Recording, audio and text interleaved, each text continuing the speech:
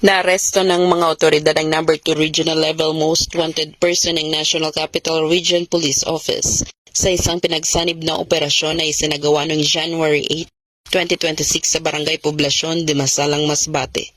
Isinagawa ang operasyon sa pamamagitan ng mahigpit na koordinasyon ng mga tauhan mula sa 9 Special Action Battalion ng PNP SAF na nagbigay ng tactical support katuwang ang Pasig City Police Station sa ilalim ng Eastern Police District NCRPO, Dimasalang Municipal Police Station at ng 2nd Provincial Mobile Force Company ng Masbate Provincial Police Office. Ang narestong suspect na kinilalang si alias Antonio ay itinuring bilang number 2 regional level most wanted person ng NCRPO para sa first quarter ng calendar year 2026. Ang pag-aresto ay sinagawa sa bisa ng warrant of arrest para sa kasong murder sa ilalim ng criminal case number 147396 PSG na inisyu ng Regional Trial Court, National Capital Judicial Region, Branch 167, Pasig City noong May 26, 2025. Nasa kustodiya na ng Pasig City Police Station EPD NCRPO ang naarestong suspect para sa kaukulang dokumentasyon at tamang disposisyon.